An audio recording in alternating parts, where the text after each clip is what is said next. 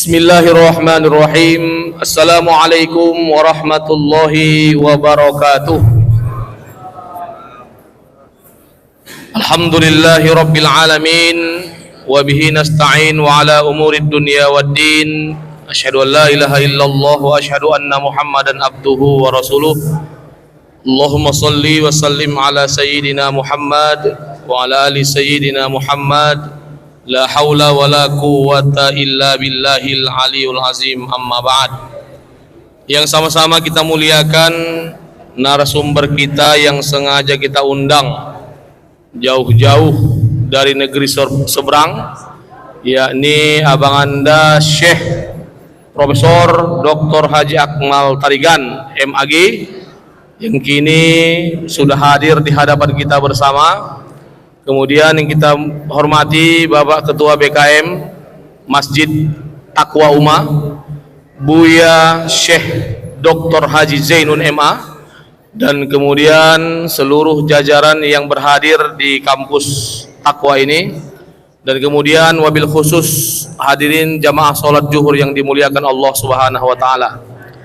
Baiklah, untuk menghemat waktu di sini acara yang pertama, mari sama-sama kita mengucapkan lafaz basmalah Bismillahirrahmanirrahim, dan kemudian acara berikutnya yakni langsung saja nanti disampaikan oleh narasumber, dan kemudian yang ketiga nanti adalah tanya jawab, dan yang keempat adalah doa. Baik, waktu dan tempat kami persilakan dengan segala hormat. Bismillahirrahmanirrahim. Assalamualaikum warahmatullahi wabarakatuh. Alhamdulillahi rabbil alamin, wabihi nasta'in ala umur dunya waddin, wassalatu wassalamu ala ashrafil anbiya'i wal mursalin wa ala alihi wa ashabihi rasulillahi ajma'in.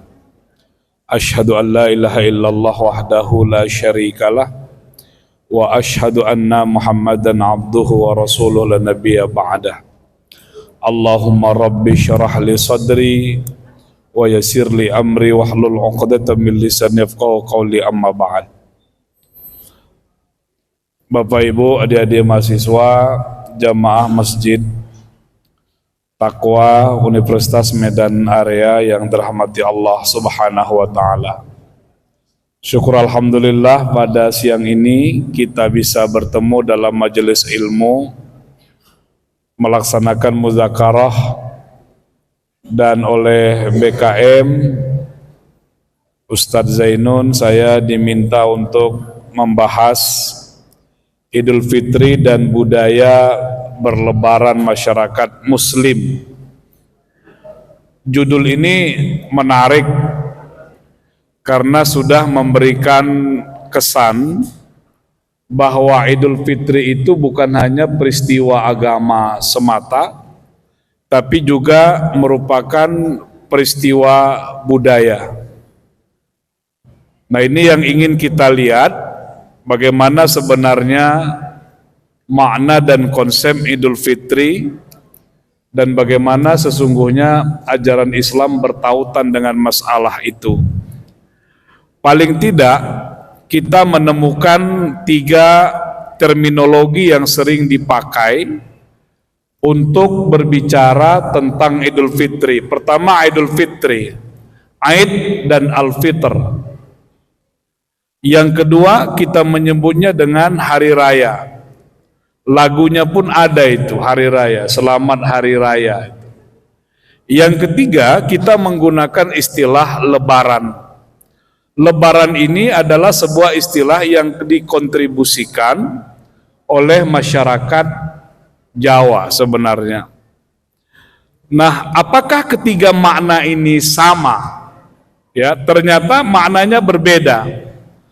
Kalau kita kembali kepada makna Idul Fitri itu setidaknya ada 3 makna di dalamnya.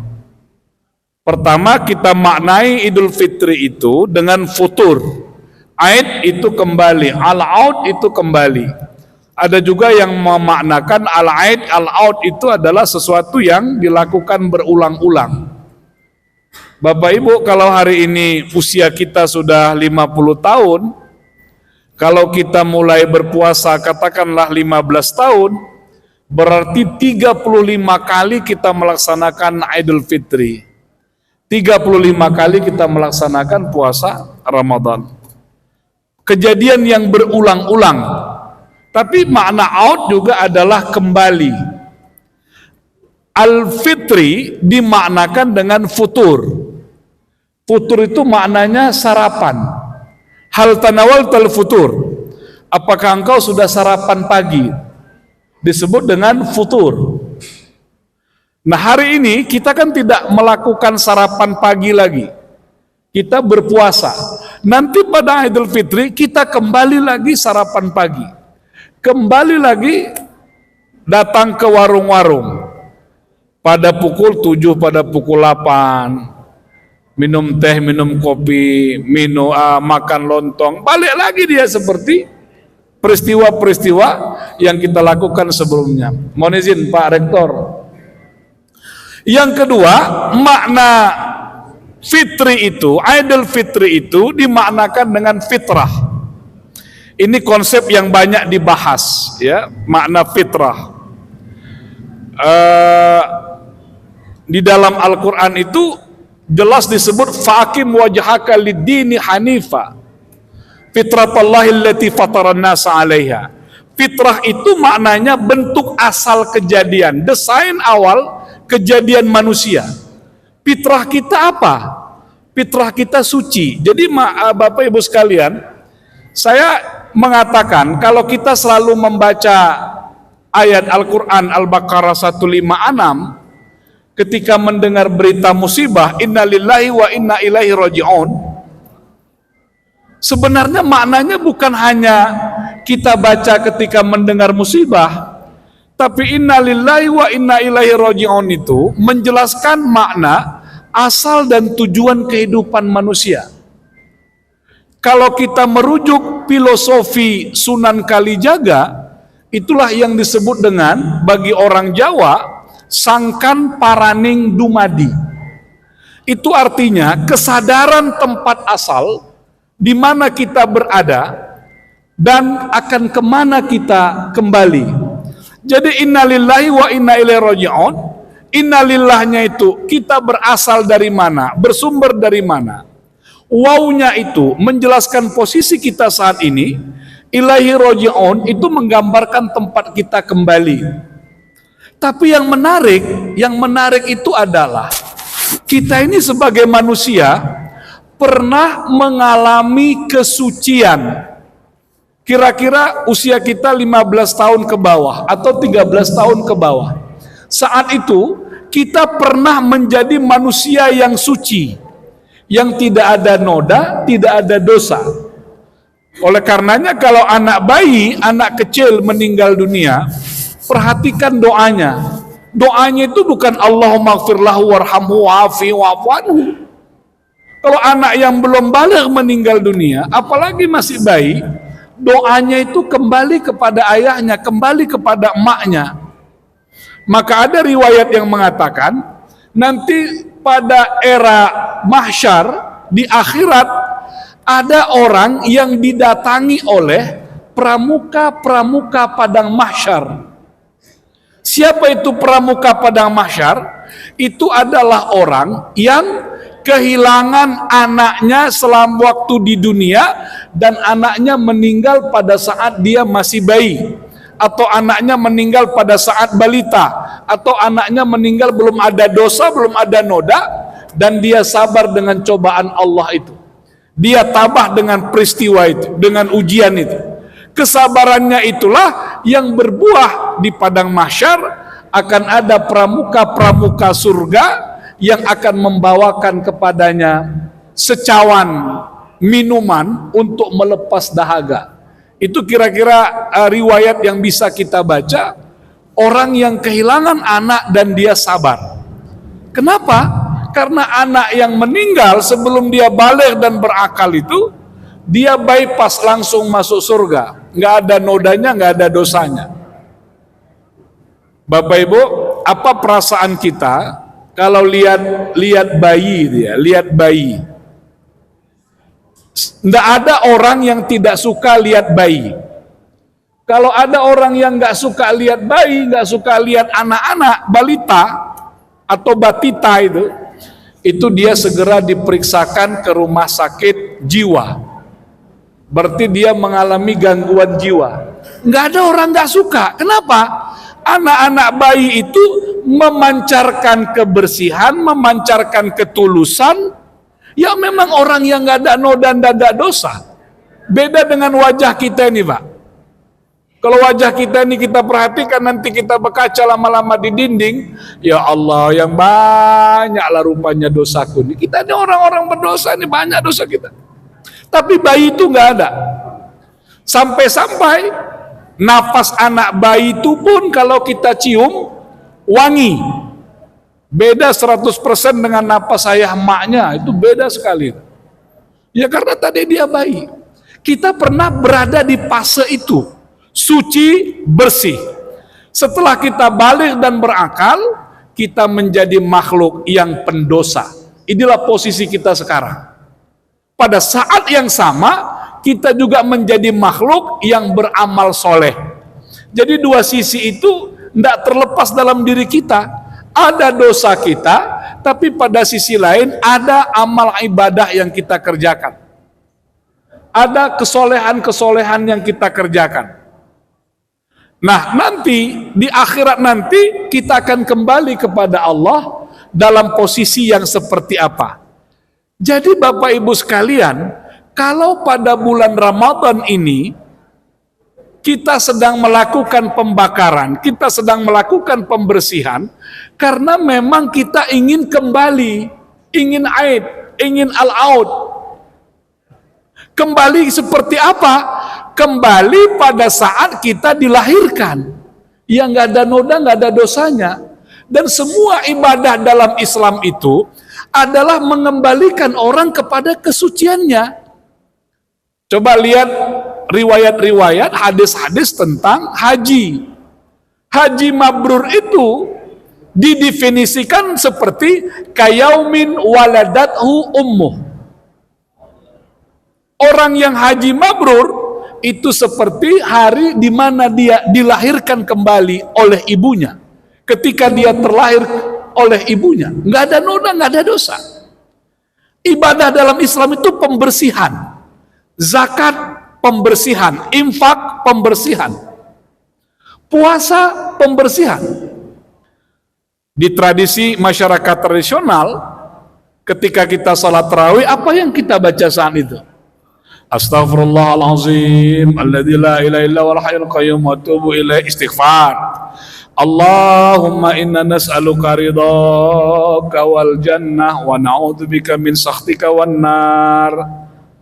Itu pengharapan. Allahumma innaka afuwun karim. Ya Allah, Engkau yang maha pemaaf, Engkau yang maha penghapus lagi mulia. Fa'fu anna, hapuskan dosaku, bersihkan dosaku. Ada lagi doa yang orang jarang sadar, Bapak Ibu. Jarang sadar. Tapi itu doa hebat sekali sebenarnya. Allahumma a'ti riqabana wa riqaba abaina wa ummahatina wa auladina wa ikhwanina.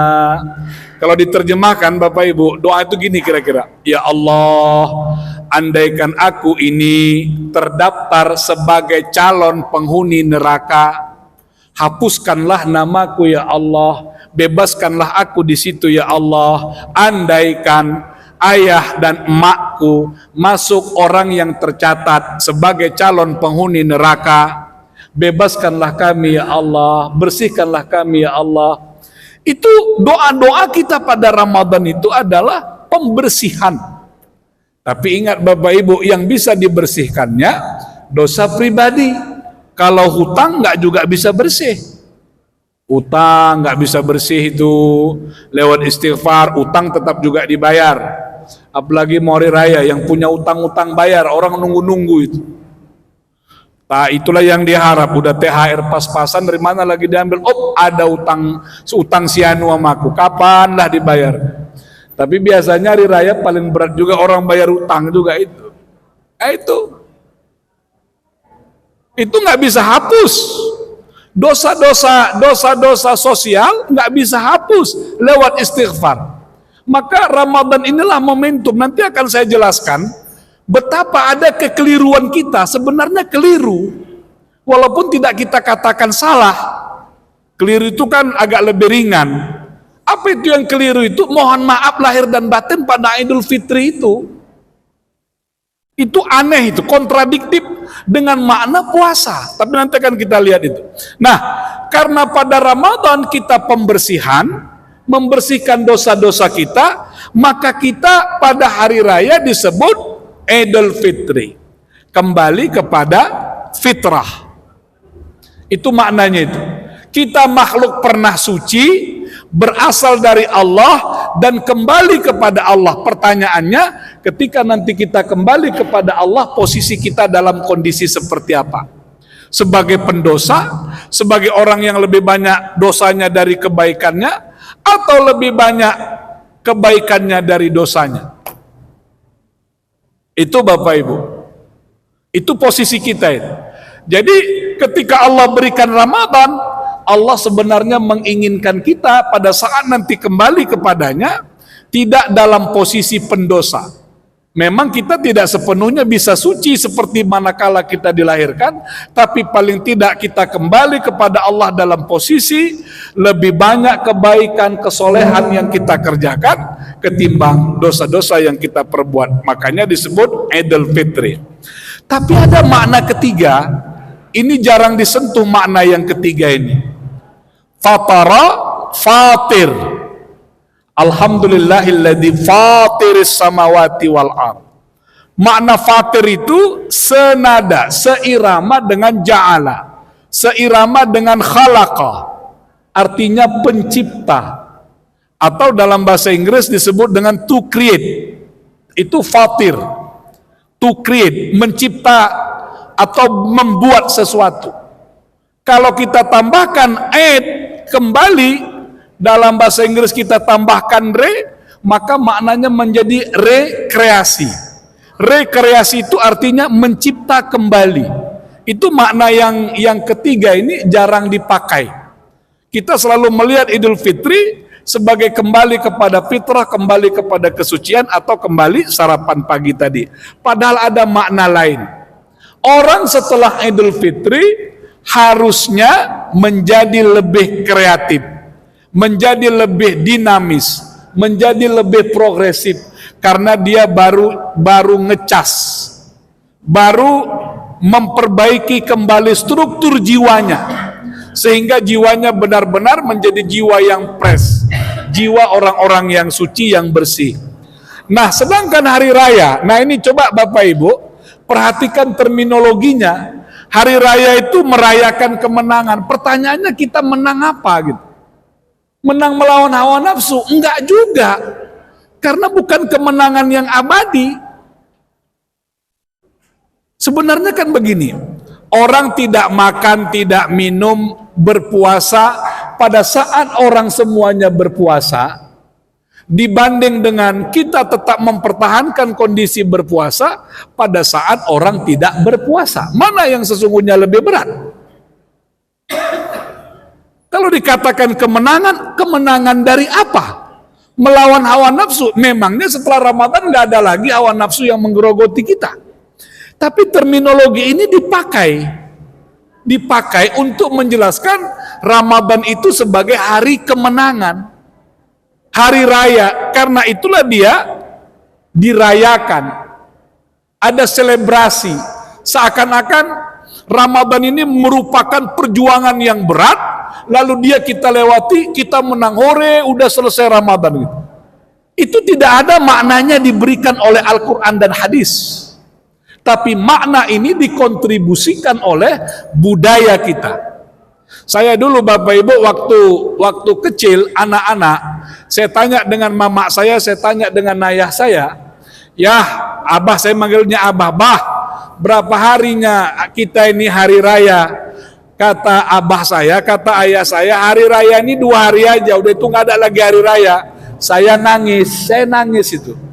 Lalu dibilang ayah saya, udahlah kalau begitu, hari raya ini sebulan, baru saya senang. Ya karena kita merasakan itu hari. Datang sana, kunjungan ke sana kemari, banyak apa, ya itu. Tapi ini, makna ini bukan dikontribusikan oleh ajaran agama.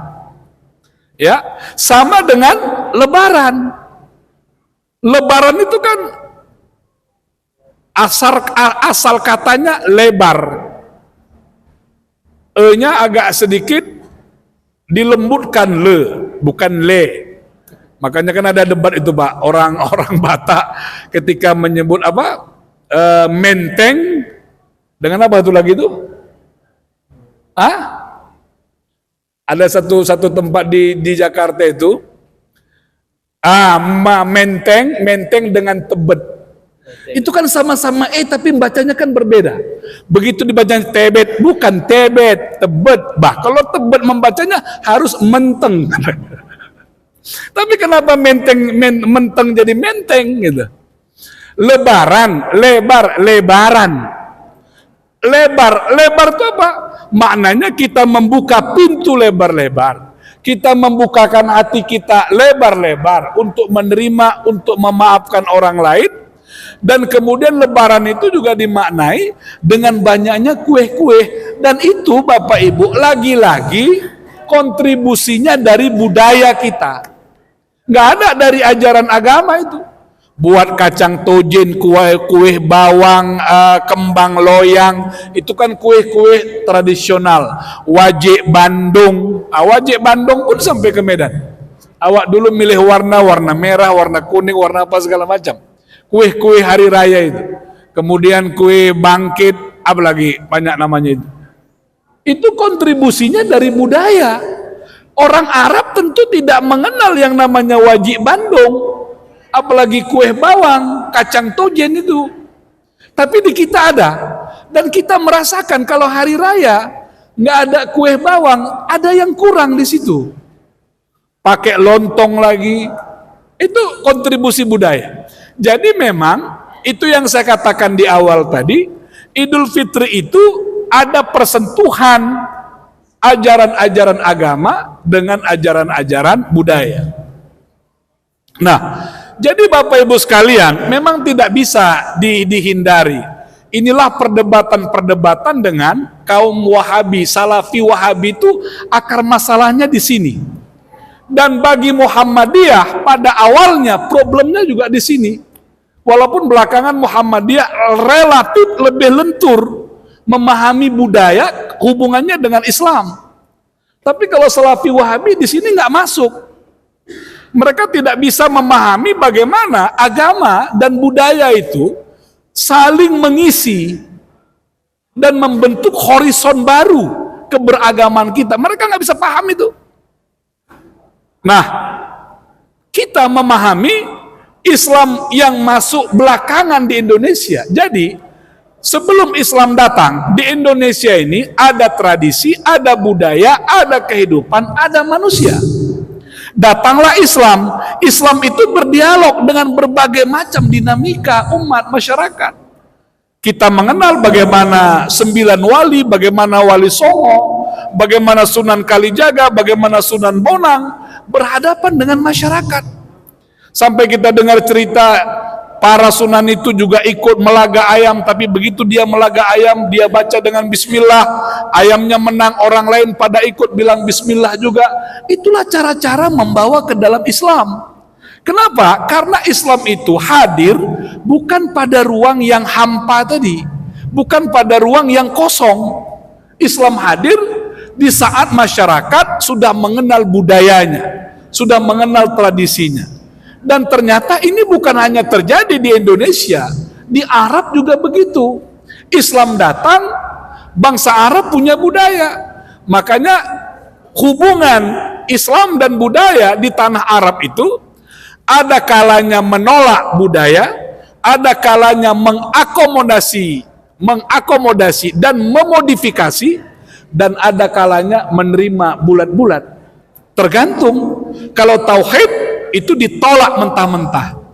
Tapi kalau budaya ada yang dimodifikasi. Misalnya apa? Konsep zihar, menyamakan punggung istri dengan punggung orang tua atau punggung orang tua dengan punggung istri. Itu kalau dulu itu nggak ada jalan keluar. Kalau sudah seorang laki-laki mengatakan engkau seperti punggung ibuku, itu adalah penyiksaan seorang laki-laki kepada istrinya yang tidak ada jalan keluarnya. Tapi begitu Islam datang, konsep ziharnya diterima, tapi ada jalan keluarnya. Kalau mau balik, bayar kafarat. Nah, itu ada modifikasi. Ada juga yang diterima, seperti struktur keturunan. Itu nggak ada yang berubah dengan kedatangan Islam. Orang Arab itu patrilineal. Muhammad ibni Abdullah ibni Abdul Muttalib itu nggak ada dirubah oleh Islam. Karena dia keturunannya adalah patrilineal. Di Indonesia juga begitu, Bapak Ibu. Islam masuk, ada budaya yang ditolak. Kalau di Karo misalnya, konsep ketuhanan itu ditolak sekali. Konsep begu itu ditolak oleh Islam. Tapi yang lain, budaya-budaya lain bisa diterima. Ya, ini memang tidak bisa dihindarkan apa yang kita sebut dengan akulturasi budaya. Coba lihat ini contoh-contoh ini, contoh-contoh. Apa beda Maulid Nabi di Aceh dengan Maulid Nabi di Jogja? Maulid Nabi di Aceh itu masanya 3 bulan. Karena orang Aceh memahami Maulid Nabi itu adalah perayaan besar. Tidak ada maulid yang sesungguhnya kalau kita tidak sampai misalnya ya, motong lembu, buat kari. Dan yang hadir bukan 1, 2, 3, 4. Itu dari satu kampung ke kampung ke kampung yang lain memang dirayakan. Ada kesadaran orang Aceh bahwa membesarkan Rasulullah itu dengan cara yang seperti itu merupakan amal yang luar biasa. Lalu maulid di Jogja seperti apa? Beda lagi. Apa yang masuk di situ? Budayanya masuk di situ. Menyambut Ramadan, Marpangir di Tapanuli, Balimau di Minang. Itu ada nggak ajaran-ajaran agamanya? Ajaran agamanya kan cuma bersih-bersih. Oleh budaya kita, bersih itu diterjemahkan dengan harum, dengan wangi. Tapi wangi yang dimaksud bukan wangi parfum. Wangi pandan, wangi jeruk, dan seterusnya itu. Itulah budaya kita dalam memaknai sesuatu. Muharram, 1 Muharram sampai 10 Muharram. Saya 3 tahun Bapak Ibu sekolah di Padang Panjang, Madrasah Aliyah program khusus. Itu di Pariaman, itu hari Asyura, itu dipahami berbeda. Idul Fitri juga begitu, Idul Adha juga begitu. Ya, kita ambil contoh yang ini sering dibenturkan. Saya tidak pernah beridul Fitri di Timur Tengah. Ya. Saya nggak tahu di antara Bapak Ibu ada yang pernah di sana, mungkin Abu pernah di Timur Tengah saat Idul Fitri. Saya tidak tahu. Tapi kalau buku yang saya baca, cara kita berpuasa dengan cara mereka berpuasa itu memaknainya berbeda. Orang Arab dalam sebuah buku yang saya baca, mereka berpuasa. Suara apa, Pak? Di dalam masjid atau di luar? Oh iya, tertidur Bapak tuh. Jangan diganggu kalau orang tertidur, jangan diganggu, biarkan. Tak semua orang dapat nikmat seperti itu. Ya. Bapak Ibu, kalau di Timur Tengah dia berpuasa, malam pertama dia buka puasa di rumah ayahnya. Malam kedua di rumah mertuanya, malam ketiga di rumah saudara-saudaranya. Tuntas silaturahimnya pada Ramadan. Idul Fitri selesai salat, mereka balik ke rumah. Ada uang, banyak duit, mereka bisa terbang ke daerah mana-mana pun untuk rekreasi. Nanti balik kerja lagi. Kita tidak itu. Silaturahim kita selama Ramadan ini luar biasa. Ada orang yang bilang ke saya, bro, kata dia, aku selama Ramadan ini baru 3 kali buka di rumah. Yang lain buka di mana? Saya bilang, entah di mana-mana. Orang tuan selalu cari tempat buka bersama, begitulah saya bilang. Tapi memang ada faktanya, undangan sana sini, undangan sana sini. Itu bagus Pak, tapi nanti setelah Idul Fitri yang begitu terulang lagi. Makanya kita tidak pernah bisa menjaga konsistensi ibadah kita setelah Lebaran, setelah Idul Fitri. Mulailah nanti sholat zuhur tidak tepat waktu, asar tidak tepat waktu. Kenapa? Kita kunjungan ke sana kemari, kunjungan ke sana kemari, akhirnya sholat telat segala macam, macet di jalan. Itu problem. Karena kita kalah dengan budaya itu, dan kita tidak bisa merubah budaya kita yang seperti itu. Mestinya kalau meminjam budayanya Timur Tengah itu, Idul Fitri itu selesai sholat, jumpa di masjid, balik lagi ke rumah, sudah, paling-paling kita makan pakai keluarga inti, selesai Pak. Silaturahimnya udah 11 selama Ramadan, mestinya begitu. Beda dengan Idul Adha. Coba lihat Idul Adha itu, berapa hari kita diharamkan berpuasa? 4. Idul Fitri berapa hari diharamkan puasa? 1 hari. Tapi yang 4 hari ini tidak kita beri makna menjadi penting. Padahal dalam satu hadis Nabi sudah menyatakan, itu dalam fikih sunnah, silakan dibaca. Yaumu aklin wa syurbin wa dzikrin lillahi ta'ala. Idul Adha itu adalah hari untuk makan, hari untuk minum, hari untuk zikir. Daging kurban yang kita dapatkan itu bukan disimpan dalam kulkas sampai berbulan-bulan. Daging kurban itu dimasak, lalu orang diundang ke rumah kita makan, anak-anak yatim, orang-orang miskin diundang makan. Sebelum makan mereka takbir, Allahu Akbar, Allahu Akbar, Allah takbir. Itulah rahasianya kenapa pada Zulhijjah 4 hari kita diharamkan berpuasa. Logikanya, kalau diharamkan berpuasa, yang disuruh apa? Makan. Jadi harusnya yang banyak buat kue itu pada hari raya Idul Adha, bukan Idul Fitri. Kita kebalik. Kenapa